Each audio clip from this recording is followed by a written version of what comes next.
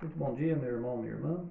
Hoje chegamos à terça-feira da 33ª semana do Tempo Comum. Hoje a igreja também faz menção a Santa Isabel de Hungria, para também celebrarmos a sua memória.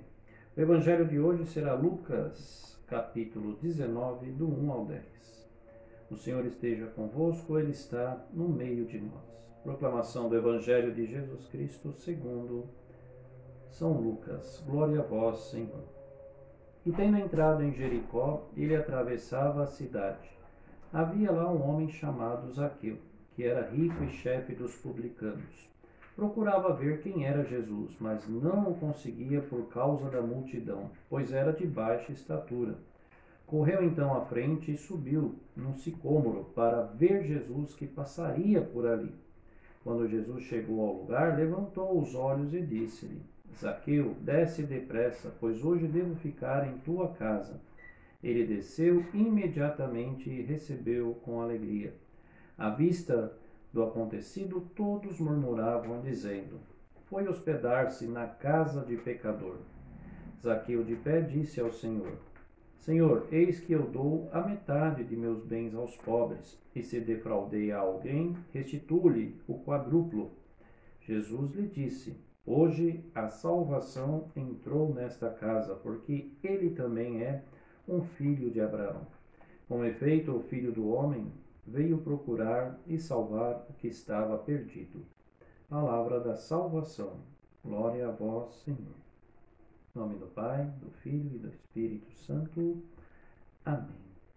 No Evangelho de hoje, chegamos ao início do capítulo 19, segundo Lucas, né? E muito conhecido, né? Um Evangelho que destaca aqui o Senhor ainda no caminho, mas ao mesmo tempo um outro personagem que também é muito conhecido, né? Zaqueu, o cobrador de impostos, chefe, né, dos publicanos e homem muito rico. Zaqueu é aquele que era conhecido por toda a sua riqueza, por todos os comandos que possuía sobre os publicanos, né, e mais conhecido ainda pela sua estatura, né. Zaqueu é um homem que conseguiu suas riquezas ao mesmo tempo, né, de uma forma fraudulenta, né, explorando, cobrando a mais, pegando muito mais dinheiro que ele deveria pegar como um homem da lei, né. Tirava muito ali o seu lucro, e que lucro das grandes partes, né, da exploração de todos que deviam ali, ele tirava a sua parte, né. A lei judaica, nesses casos, no tempo de Jesus, só previa esta restituição ao quadruplo, como aparece aqui, né, para um caso só detectado, né, de fraude.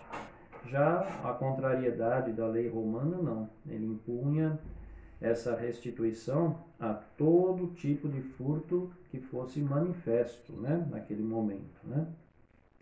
Temos aí essa questão que é curiosa para todos nós. Zaqueu, na sua condição, que todos nós sabemos e conhecemos, né, ele procura a ver Jesus. Ele sobe ali, né, ali em frente, ele sobe imediatamente em frente um sicômoro para ver Jesus que passava pelo caminho, né. Ele sendo pequeno e a multidão ao redor, ele certamente não conseguiria ver Jesus. E o que ele faz, né? Uma situação engraçada, né? Se expõe de uma forma muito engraçada. Ele que tinha tanto prestígio, né? Sobe em cima de um sicômoro, né? Isso é muito interessante, né? Essa disposição dele querer ver a Jesus, né? Porque Zaqueu ali é a figura daquele homem curioso, né? E que vê em Jesus uma chance de melhorar, de mudar, de restituir a sua vida, né? E Zaqueu, ao contrário de todos que ali também observavam Jesus, né? O Senhor o manda descer da árvore e diz que quer ir até a casa dele, né? E ao mesmo tempo o Senhor vai lá e a alegria deste homem, deste pequeno homem, mas muito rico por causa das fraudes que aplicava no povo, né, se converte numa alegria de salvação para ele e para a casa dele, né? Afinal de contas, como o próprio Senhor disse aqui, né? Ele é um filho de Abraão. Ser filho de Abraão, esta era a condição para ser salvo, né? E ser lembrado da descendência, né? Daquele que teve por princípio o seguimento pela fé. E a fé em Deus, né? No seu chamado que o convidou a sair.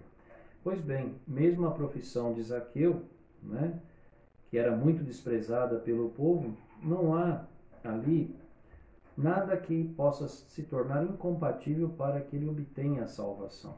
Da mesma forma com que qualquer profissão, né, por mais boa que seja ou ruim, não impede a salvação, desde que esta profissão também seja para o bem comum. E se não é para o bem comum, que haja uma reviravolta, né, de comportamento e se torne para o bem comum. Foi isso que aconteceu com Zaqueu, né? E Jesus diz a ele, né, após estar ali na casa dele, e ele dizer a Jesus que vai mudar de vida e vai restituir a quem quer que seja, né, na forma de quadrúplo, né? Eu vou lhe restituir o quadrúplo. Jesus lhe disse: hoje a salvação entrou nesta casa, né? A salvação entra quando encontra um coração disposto à abertura e à mudança de vida, principalmente a vida que vem sendo vivida de uma maneira muito má, explorando os outros, causando ali cada vez mais sofrimento, e a salvação entra numa disposição nova. Então, meu irmão, minha irmã, esta figura de Zaqueu acaba para nós com uma grande lição. Qual é o sentido da nossa vida, né? Zaqueu percebeu que os rumos e o sentido da vida que ele estava vivendo não lhe daria salvação.